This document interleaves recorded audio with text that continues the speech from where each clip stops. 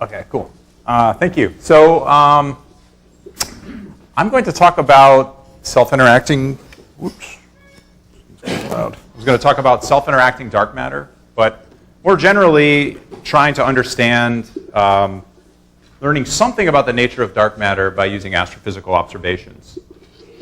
So this is a series of images that I'll explain later that discusses how self-interacting dark matter halos respond to the presence of baryons in a way that's distinct from the way cold dark matter halos respond to baryons. And that's interesting because it might make SIDM an easier model to kill. It turns out that it's quite predictive in the way it responds to baryons, and that could be important. We heard a little bit about the Subic to fail problem earlier in the session. And I just wanted to sort of bring it up again as just a potential motivation for exploring models besides CDM.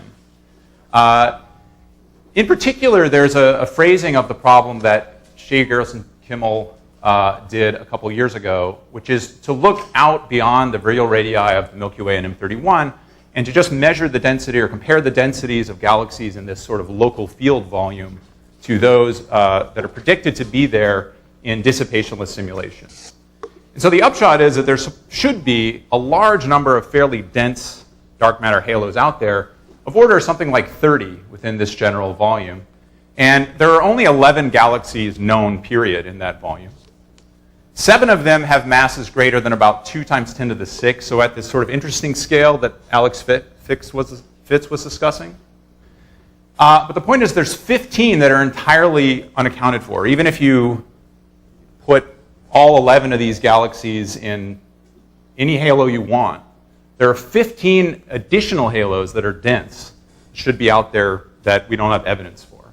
So it could be that these very dense halos are hosting galaxies that are at very low luminosity. We just haven't found them yet. But if so, then apparently these dense halos are not too big to fail. So at some level, they have failed to form stars. And it sort of goes back to the original way we posed the problem, that it's sort of odd to think that halos that are this dense wouldn't form that many stars. Maybe that's what's going on, but it's just sort of an interesting way of sort of framing, well, maybe something funny is going on at this scale, having to do with galaxy densities. That's one of the astrophysical motivations for looking at models that are somewhat different than cold dark matter. But in the particle physics community, there's this sort of growing interest in ideas for models that kind of go beyond having a single dark matter particle dominate all of the dark matter. And so the way you can think of it is it could be that the signals we have for dark matter are something like a tip of the iceberg. There could be a vast dark sector out there with interesting things going on. So that dark sector could include dark matter, which in practice could be multiple particles. Those particles could have interactions with each other. There could be other particles that don't contribute much to the dark matter, but that do interact with the dark matter. And of course, other forces in this dark sector. So this is just a possibility that's worth thinking about and exploring. And the question is, can we as astrophysicists constrain these models, rule them out, et cetera? And in fact, the reason why I started thinking about this stuff a few years ago was that my intention was to kill them all, or at least kill all of them that give rise to strong self-interactions, because that's the expectation. That CDM works so well, how could dark matter possibly have strong self-interactions? But it's true, I think, in this context that astrophysics may be the only way to explore an entirely decoupled dark sector. So it's sort of our duty to think about it and try to see what we can say about it in a general way. This is a class of models that in principle can produce self-interactions. It's called asymmetric dark matter. And the idea here is that the baryon asymmetry is linked in some way to an asymmetry in the dark sector, and they talk to each other. So the baryon asymmetry could be driven by an asymmetry in the dark sector or vice versa. But in this class of models, you would have interaction. In principle, you could have strong self-interactions. And there are other models that are based on SUSY breaking that can give rise to sort of a hidden sector in dark matter. Now, the way that this is generally parameterized in astrophysical context is that you have some kind of cross-section for self-interaction. And typically, we treat these in a really sort of simplified toy model. You have 2 dark matter particles, and they can exchange energy with each other. And it's just pure energy exchange interactions. It's elastic. And the rate with which dark matter particles can collide off each other with some cross-section, sigma, goes like this equation. This is the mass density of dark matter times sigma divided by m. The idea is when you pull the m out here, it becomes number density. So that's just n sigma v, your normal scattering rate. But because we don't know the mass of the dark matter particle, we parameterize the unknown sigma over m. So that's sort of the quantity that we talk about when we're constraining self-interacting dark matter, sigma over m. If the rate's something like 0.1 per gigayear or 1 scatter per Hubble time, then in principle, interesting things happen. And that sets an interesting cross-section of order 1 centimeter square per gram. Remarkably, so this is a huge cross-section. Okay, this is a barn per GeV. So this is like neutron scattering, neutron-neutron scattering cross-sections. So if you had dark matter that was some kind of long-lived dark neutron, this is what they would be doing. This is strong. This is a strong interaction. Remarkably, this is not ruled out. And so this is the thing that was sort of shocking when I sort of started looking at this a few years ago. It turns out that if you look at things carefully, you cannot rule this out. And one of the reasons why you can't rule this out is that on large scales, you basically get CDM. So if you impose a power spectrum, in principle, the power spectrum could look identical to a CDM-type power spectrum. It doesn't have to. There are models that also truncate. But in principle, the model could look exactly like CDM on large scales. And so for most of the people in this room who are interested in galaxy formation, what that means is you don't care one way or the other whether it's SIDM or CDM because you'll kind of get the same answer. The halo mass function's the same. The clustering properties are the same. Almost everything is the same. And you really have to kind of zoom in on halos to see any difference. So for example, this is an experiment that Oliver Elbert did, taking out a 10 to the 10 solar mass halo, pretty small halo, zooming in on it at very high resolution.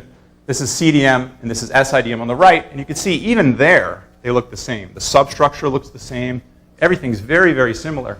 And only when you zoom in to the very core do you start to see differences. So within about a kiloparsec, with a model like this, with the 1 centimeter square per gram cross-section, that's where you start to see differences. And the basic thing that happens is you get heat transport from the outside of the halo in most cases.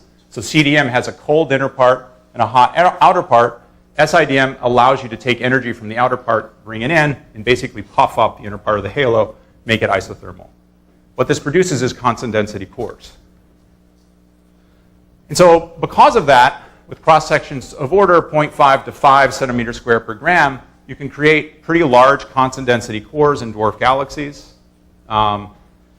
comparable to those that could, for example, alleviate the too big to fail problem and help accommodate big cores in galaxies.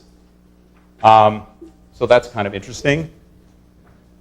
So what's going on? I just wanted to show one more slide here. So on the left, we have density profiles versus radius, okay, for a series of simulations that Oliver ran with various cross-sections. But they're sort of order 1 to 5 centimeters square per gram. And what's plotted on the right is what the velocity dispersion profiles look like. And this is the key. This is why SIDM halos make cores, because you're getting heat transport. So here's CDM velocity dispersion profile in this cosmological halo. It's cold in the middle and hot on the outer part. It's sort of what an NFW velocity dispersion profile looks like. What happens in SIDM is if the cross-section's high enough and the densities are high enough, particles can bounce off each other and kind of spread that energy out, and you go and you create a very isothermal core. So effectively what that does is you're now colder in the outer part and hotter in the inner part. You bring all that stuff out, and that's what makes these densities low in the outer part. And if you look carefully, they're actually denser in the outer part of the halo than CDM. Interestingly, the scaling relations are kind of nice in these models because if you, for example, they're reasonably well fit by Burkert profiles. If you just plot, you make predictions with Burkert profiles, core densities, and you calculate what people have called this surface density. Just take rho naught and r naught from your density profile. They sit along these sort of classic scaling relations that you've probably seen before. Doesn't mean you can't do this with various types of CDM and feedback, et cetera. But it is interesting that you sort of get things on roughly the right scale with this class of models. But of course, I just said baryons and feedback. What about those baryons? Because all of these simulations that I've talked about before have been pure dark matter only SIDM simulations. What happens when you try to model baryons? And so there are several papers recently that have thought about what baryons and SIDM and how they're mixed and what they'll do. The one I'm going to talk about now is another paper by Oliver that he's working on right now that should be out, we think, in a couple weeks. Oliver is going to talk about something yet different from this at the end of this session that's having to do with LIGO.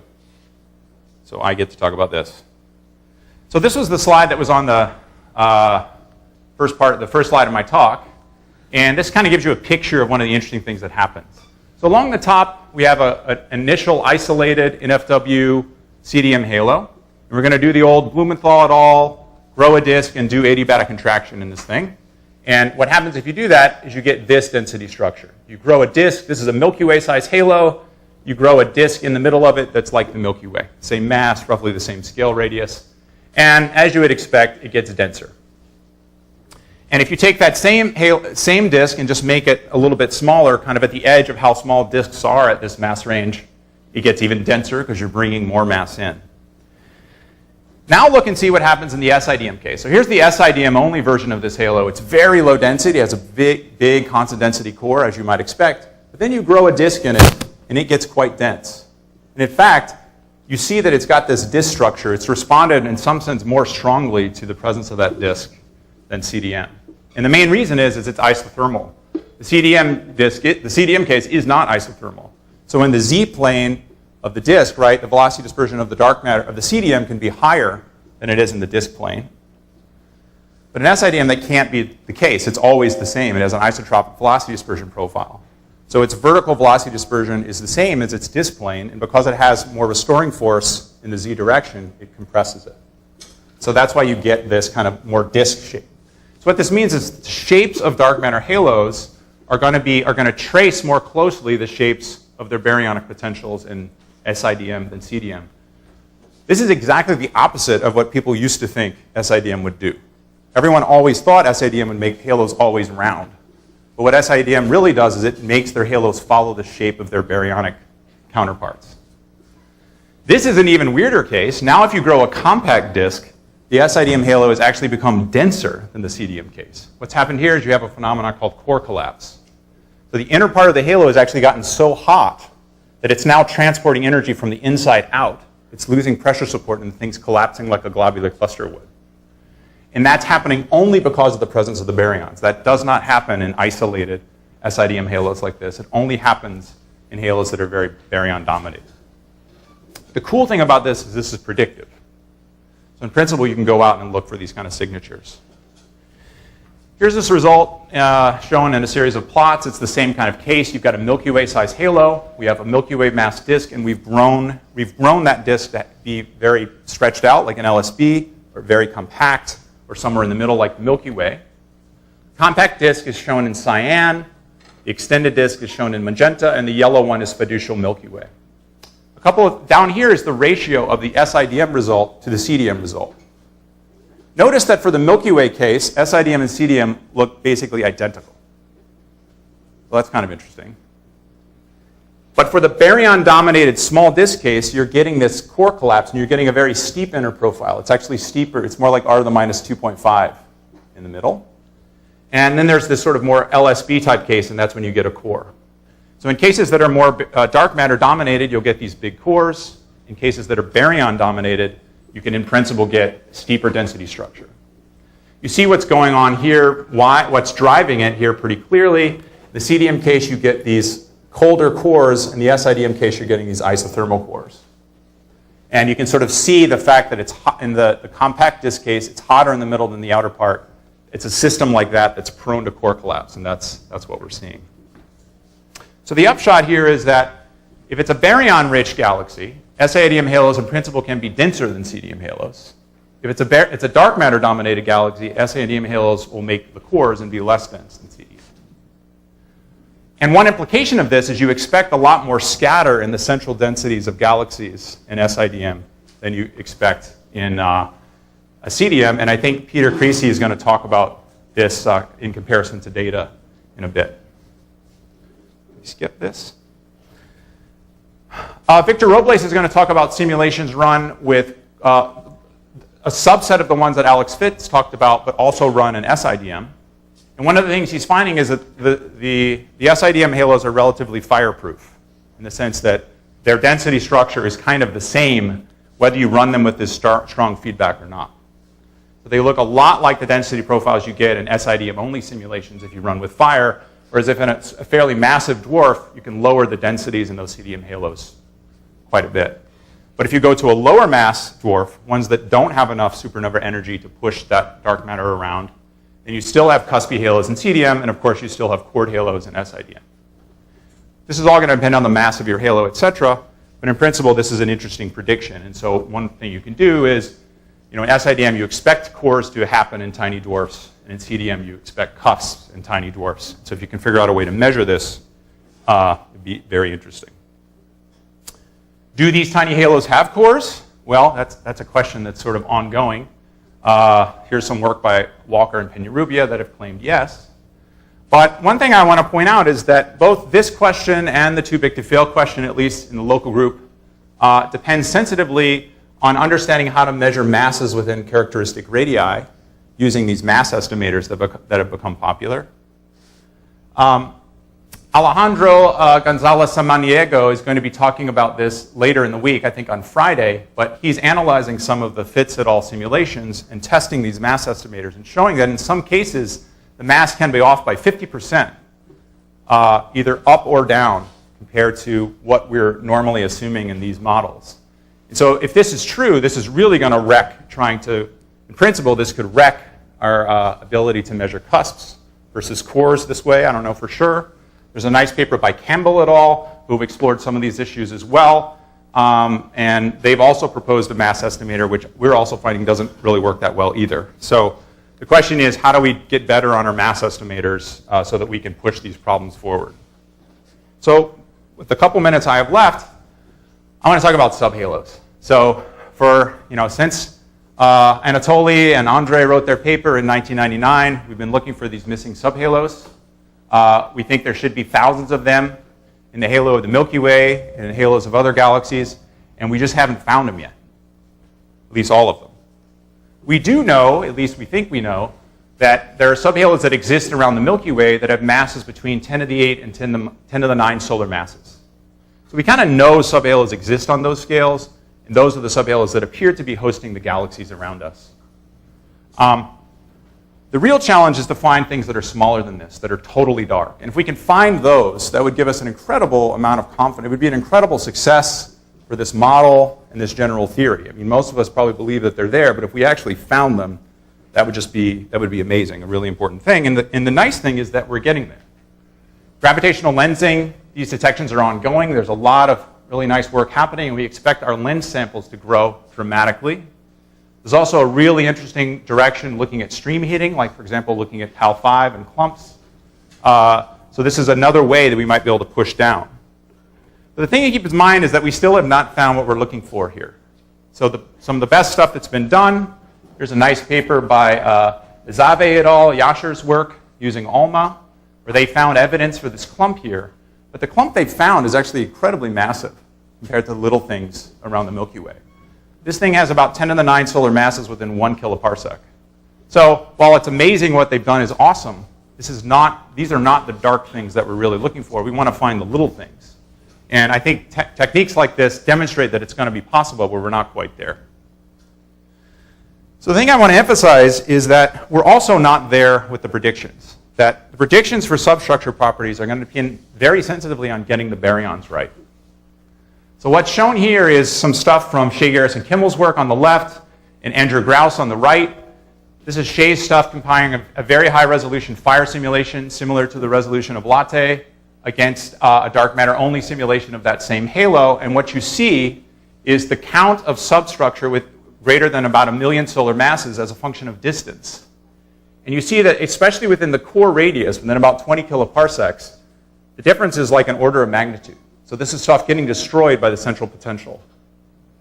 This is the Einstein radius of a galaxy like this. This is where you would see it in lensing. This is also where PAL5 lives.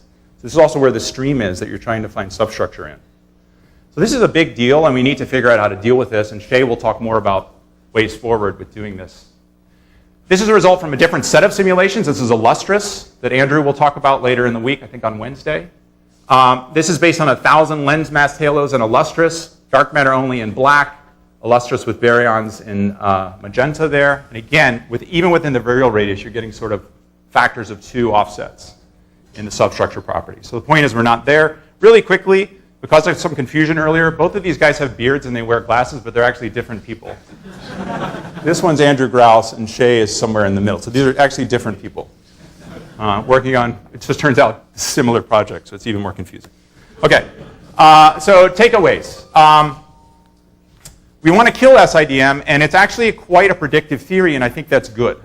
So I think it's going to be easier to rule out than CDM in that sense. There's a tight coupling between the baryonic content and the dark matter structure, and that's, I think, going to provide ways forward for trying to test this. And Peter will talk about this pretty soon. It's more feedback resistant than CDM in terms of its central density predictions, and I think that's also good. And if we observe cores or cusps in very low mass galaxies, this could be a nice way of distinguishing between the two and placing tight constraints on the cross-section. I think the substructure predictions in LCDM are crucially important and fundamentally very interesting. They just need work.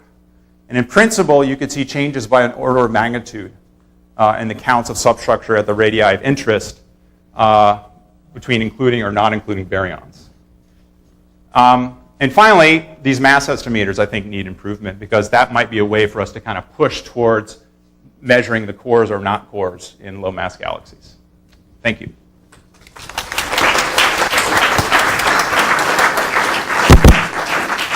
Okay, so we've got time for a few questions. Start with Avishai here. I have 2 questions.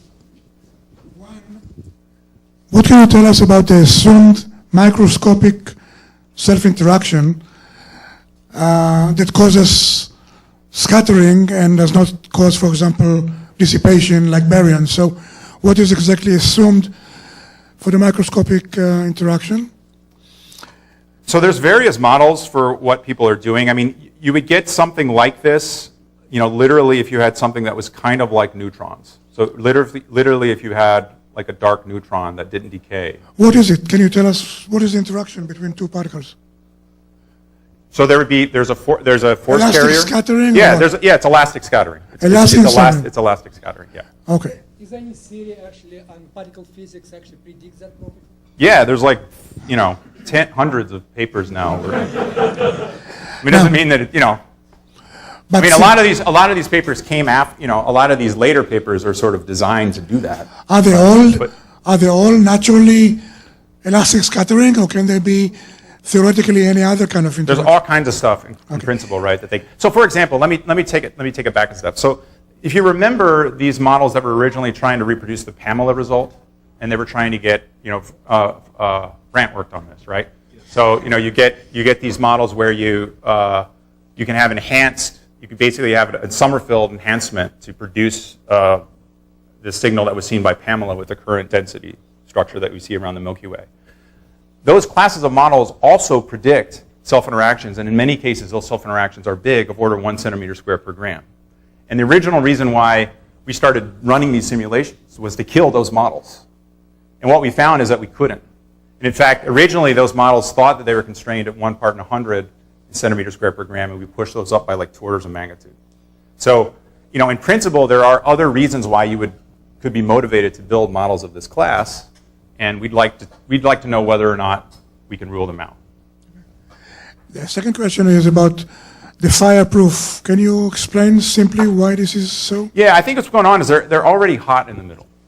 So, in these models, well, I don't really have a good picture, but you've already got a core, you've already transported heat from the outside of the halo in, and you already have a hot inner halo. And so now you're trying to heat particles that are already hot with your feedback.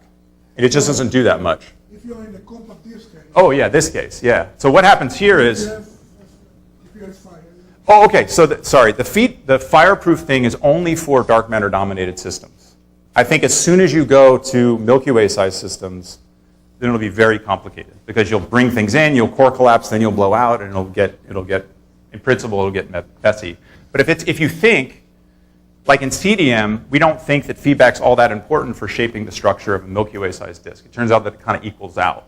Aaron is here, he could probably tell us more about that. But it's sort of at that mass scale where compression and feedback kind of balance out. If you think you're roughly going to be in that scale, SIDM will probably be like that too. Maybe Victor can come down to set up and have a question from Brant. I was just going to ask about the case where the velocity or the cross-section is velocity dependent. Yeah. So, you know, these halos are built hierarchically. Yeah. And so they come from a spectrum of different typical velocity dispersions. Yes. Is it really going to kill off all of the models that have different velocity dispersion dependent cross-sections? Well, yeah, I mean, that's, you know, so my philosophy has been, you're right, that in principle there could be this strong dependence. I mean, my philosophy has been that if you pick a halo that has a Vmax of about 100, then for most of its history, most of the particles will have velocities of order 100. Not in detail, but roughly. So our approach has been, let's just model individual Vmax scales and try to place constraints at each Vmax scale separately. Just because if you put in a velocity dependence, then you have to run an infinite number of models to kind of figure out what's going on. And it's complicated enough, even with fixed cross-section, to understand the physics. But I agree that adds a whole new level of complication. So when I'm talking about constraining things, I'm talking about at this velocity scale, at the velocity scales of dwarfs versus the velocity scales of clusters or whatever. Okay, so Victor, can you set up? And last question from Joel. So you showed a result that is from Garrison Kimmel. So maybe Shay or you can answer this. You showed that at close into the galaxy, there can be a decrease in the number of satellites by a factor of 10 when you add the baryons. Is that because these are satellites that have stars and the stars are somehow? Because when you compare it to a pure dark matter, what is the new feature that's present? Also, this is exactly the opposite of what Pierre Madao and collaborators concluded when they ran a massive simulation. They found a pull-in effect, the usual baryonic contraction, which pulls in the substructure. So why is this different? So I would say the first thing is, so Shay will talk about this. He's run a parallel set of dark matter-only models with embedded disk potentials that are built exactly to match the fire runs, and that can reproduce almost all of the effect. So it really just comes down to you have an extra potential in the middle, and that's causing this extra disruption. And that's consistent with stuff that like Elena Donga has done. That's shocking, what she talked about. Yeah, basically, yeah. And then so we saw this with fire with two separate runs. Except you've seen this change with 20 Yeah. beyond where normal disk goes. Well, what's happening is these things have paracenter. So one thing that Shay, well, why don't you talk, Shay? You say something. Well, maybe we can actually save this because we want to make sure we stay on track.